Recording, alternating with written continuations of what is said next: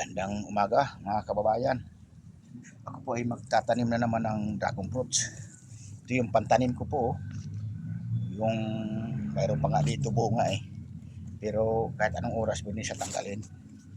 Pagka ituturo ko lang sa inyo po yung gusto magtanim na hindi pa talaga marunong magtanim ng dragon fruits. Kailangan yung magulang na ganito. Yung mga nakabunga na. Kasi ito pag nakabunga na ng dragon fruits dapat yan kakatin. Kasi hindi na to magbubunga ulit eh. Pag pinutol mo yan, pag nagkaroon siya ng sibol, doon na naman siya magbubunga ulit. Kaya ito kinuha ko. Ito pala tandaan ng magulang. Ito bali 4 na piraso po ito eh. Ito po. Ayan. Bali 4 na piraso yan. Dito ko naman siya itatanim sa poste na ito, ng simento. Ito napakaganda pagtaniman. Ito naman kahit anong oras pwede na kunin itong kanyang bunga.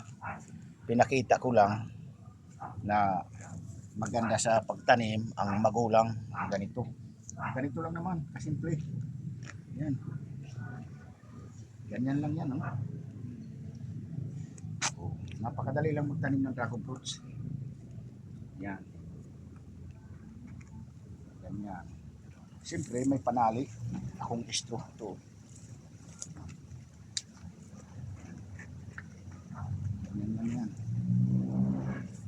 Bali, ano to? Bali, 4.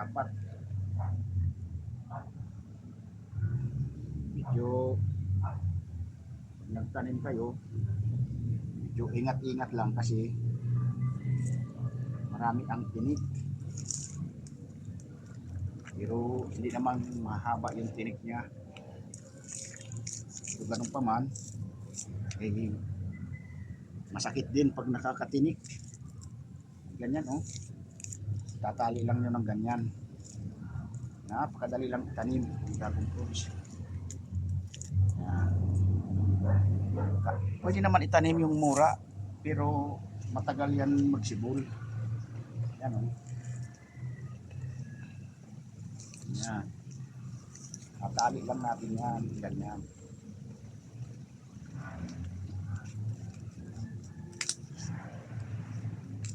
Tatali lang siya. Yan.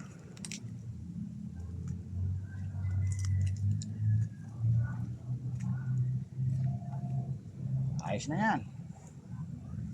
Tapos lalagyan natin ng lupa yung ilalim. Yan naman napakadaling buhayin ang dragon fruits na to. Napakadali lang tanim.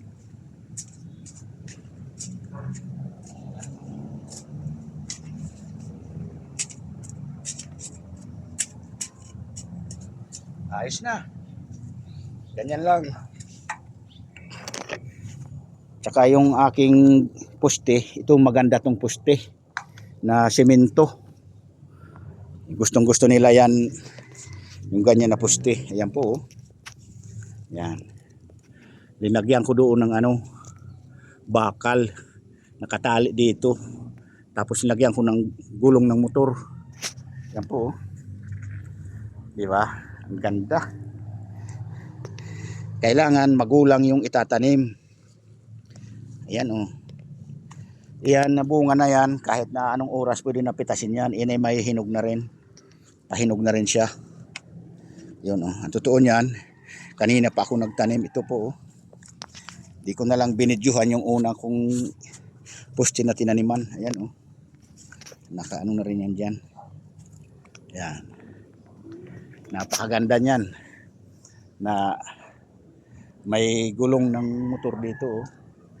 Pag umakyat yan kasi, ito pag magkaroon siya ng sibol, gagapang yan dito, aakyat yan. Kaya hindi siya basta malalaglag kasi mayroon siya ditong kakapitan sa taas eh. Yan yung purpose dyan. Yan. Napakaganda. Yan. Yung ano nga lang, nauna ko dito itanim tong ano, na itusok ko tong malunggay. Ayun, may sibol na oh. Ay hinayaan ko na. 2 puno din yan sila diyan na malunggay. Yan. Papakinabangan din yan. Marami rin dito napunta nang hihingi niya ng malunggay na yan. Yan yun, may katabi pa diyan oh. Itong area dito, tataniman ko to ng dragon fruits. Itong mga walang saging, katulad niyan, walang saging, ay lalagyan ko ng dragon fruits yan. Di ko na lang masyado ilalapit sa saging. Ayan. Salamat ho mga kababayan. Ay sana hindi kayo magsawa sa panonood ng mga ina-upload kong video. Doon nga pala sa mga followers ko, nagpapasalamat po ako sa inyo. Ayan. Hanggat dito na lang ang video natin mga kababayan. Ayan o. Katatanim lang ay may bunga na. Ayan, kahit anong oras niya, pwede kunin yan. Ayan, bunga na yan. Sige po.